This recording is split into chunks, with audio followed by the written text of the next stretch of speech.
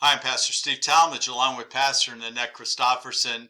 Each week here at Love of Christ Lutheran Church in Mesa, we try to provide a brief introduction to two of the assigned Bible readings for the upcoming Sunday. We're going to look at the Gospel reading for Sunday, March 22nd, 2026. It's John 11, 1 to 45. This is another one of these long John narrative stories that are signs of who Jesus is as the Messiah, as the Christ sent to save God's people. There are unique stories to the Gospel of John. We've had water into wine at the wedding in Cana, chapter 2, nighttime visit with Nicodemus, chapter 3, Samaritan woman at the well, chapter 4, the woman caught in adultery in chapter 7 and 8, and now we have the raising of Lazarus. There are post-resurrection appearances to Thomas and Mary Magdalene, which are unique to John. The message of John is intentional from the very beginning. Read chapter 1 and then read the whole gospel, and you're going to see John's reinforcing what he's already said in chapter 1. Jesus is God in flesh dwelling among us. The Word, the very being, the very essence of God that has always been is now fully present in the person of Jesus. Jesus is the one who makes God known. Jesus is the very presence of the divine I am. The gospel account is written so that you and I might believe that Jesus is the Messiah, the Son of God, and that through believing, you and I may have life in his name. That's the purpose of why John, the gospel writer, wrote these words. Jesus is outside of Jerusalem. He's in the village of Bethany. You can see Jerusalem here is the walled-in city. We have the Mount of Olives in the little mountain range there between Bethany and Jerusalem. It is the home territory of Mary, Martha, and Lazarus. So we get into the gospel, and again, this is a lengthy Bible reading. Now, a certain man was ill, Lazarus of Bethany, the village of Mary and her sister Martha. Mary was the one who anointed the Lord with perfume and wiped his feet with her hair. Her brother Lazarus was ill. So the sister sent a message to Jesus, "Lord, he whom you love is ill." But when Jesus heard it, he said, "This illness does not lead to death. Rather it is for God's glory, so that the Son of God may be glorified through it." Accordingly, though Jesus loved Martha and her sister and Lazarus, after having heard that Lazarus was ill, he stayed 2 days longer in the place where he was. This is bizarre. This is confusing. A good friend of Jesus is sick. He's healing all sorts of other kinds of people, but now one of his closest friends, and he acts like it's no big deal. 7 to 10. Then after this, he said to the disciples, "Let us go to Judea again." The disciples said to him, "Rabbi, the Jews were just now trying to stone you, and are you going there again?" Jesus answered, "Are there not 12 hours of daylight? Those who walk during the day do not stumble because they see the light of this world, but those who walk at night stumble because the light is not in them." What does Jesus mean here? Jesus means there is a God-given time for his work. Jesus is allowing God to drive the narrative. Those who live and act in God's light can move forward without fear. Those who reject that light stumble in spiritual darkness. This is a contrast that John started in chapter 1, light and darkness, fear and faithfulness. 11 to 16. After saying this, he told them, "Our friend Lazarus has fallen asleep, but I am going there to awaken him." The disciples said to him, "Lord, if he has fallen asleep, he'll be all right." Jesus, however, had been speaking about his death, but they thought that he was referring merely to sleep. Then Jesus told them plainly, "Lazarus is dead. For your sake, I am glad I was not there, so that you may believe." We're getting a hint from Jesus. It's hard to understand why he's allowing this to play out, but what is John's goal in the gospel? That all of us who hear and read will come and believe. He's saying to his own disciples, Jesus is saying, so that you may believe. "Let us go to him." Thomas, who was called the twin, said to his fellow disciples, "Let us also go, that we may die with him." Well, what's going on here? What's Thomas thinking? Well, Thomas thinks returning to Judea will likely lead to Jesus' death and possibly their own. Yet despite this expectation, he calls the disciples to stand with Jesus anyway, showing loyal but somber courage. Remember, Jesus is starting to have a price on his head. The religious leadership in Jerusalem is not happy with his insights, his teachings, and his actions. And so Thomas and the other disciples know getting closer and closer to Judea, to Jerusalem, where Bethany is, means that we are putting our own lives at risk. When Jesus arrived, he found that Lazarus had already been in the tomb 4 days. Now Bethany was near Jerusalem, some 2 miles away, and many of the Jews had come to Martha and Mary to console them about their brother. When Martha heard that Jesus was coming, she went and met him, while Mary stayed at home. Martha said to Jesus, "Lord, if you had been here, my brother would not have died. But even now I know that God will give you whatever you ask of him." We see faith being expressed in Mary's words. There's got to be some disappointment that he didn't come earlier.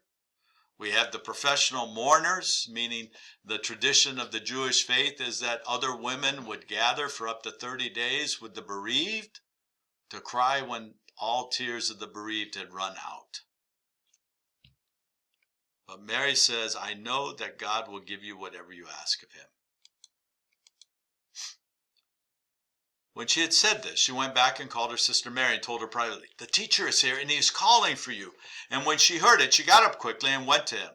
Now Jesus had not yet come into the village, but was still at the place where Martha had met him. The Jews who were with her in the house, consoling her, saw Mary get up quickly and go out. They followed her because they thought that she was going to the tomb to weep there.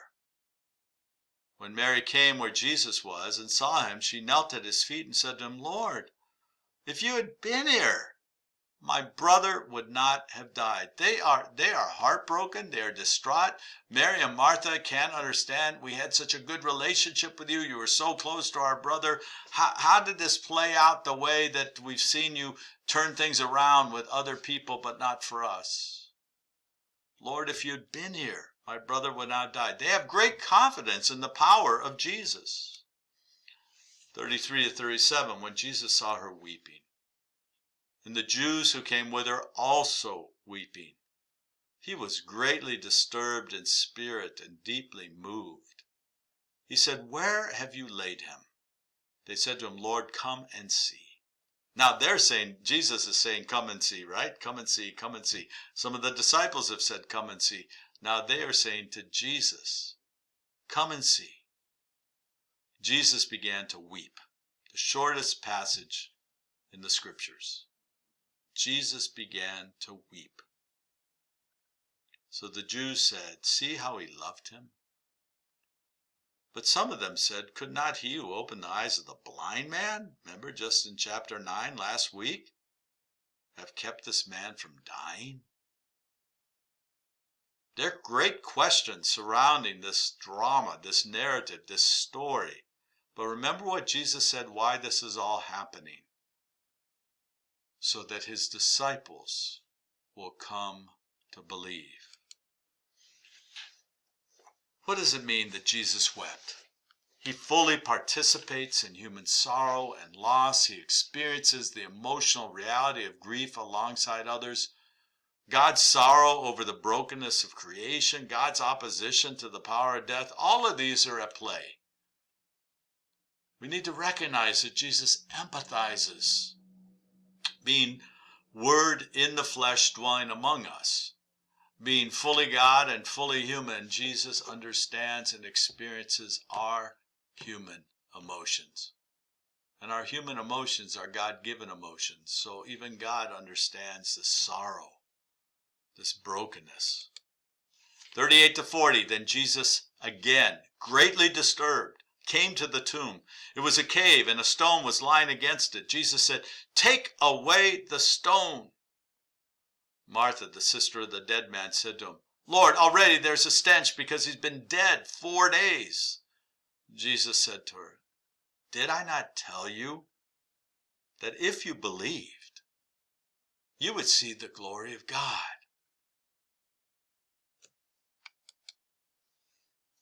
What do we mean with this 4 days? In the ancient world, burial usually occurred the same day as death. By the 4th day, the body would already show clear signs of decay. Some ancient Jewish traditions held that the soul might linger near the body for 3 days, hoping to return. After that time, when the body began to decay, the soul was believed to depart permanently. The 4 days emphasizes that Lazarus is unquestionably dead, removes any natural explanation for the miracle, and highlights Jesus' power over death. It reinforces the central message of the passage. Jesus is the resurrection and the life. Verse 41, so they took away the stone. And Jesus looked upward and said, Father, I thank you for having heard me. I knew that you always hear me, but I have said this for the sake of the crowd standing here, so that they may believe that you sent me. When he had said this, he cried with a loud voice, Lazarus, come out! The dead man came out, his hands and feet bound with strips of cloth and his face wrapped in a cloth. Jesus said to them, unbind him and let him go. Many of the Jews, therefore, who had come with Mary and had seen what Jesus did, believed in him. We got bookends in this passage, don't we? We have the disciples experiencing this event, even though they had trepidation and a little fear getting too close to Jerusalem, not really understanding why maybe Jesus waited, paused, or thinking that Jesus was just looking out for them and himself, rather than go help Mary and Martha and Lazarus. But Jesus said, all of this is happening so that you might believe in me. And then we have Mary and Martha indicating they believe in him, but they don't understand why this played out the way it played out. And then the event happens. And many of the Jews who had come with Mary and had seen what Jesus did believed in him.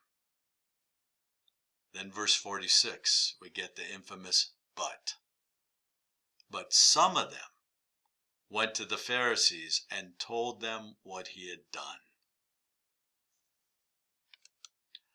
Oh, wrestle with this text, but hold tight to why it happened. To create faith, to cause people to believe in who Jesus really is, to put our faith in him, no matter what we're experiencing, even facing death and loss and grief and sorrow. But this is a lead-in to exactly what's going to take place on Holy Week, in Holy Week, Good Friday, and then Easter. This is a wonderful story and a wonderful gift that for 2,000 years has encouraged so many to understand that death does not win. Take care. God bless.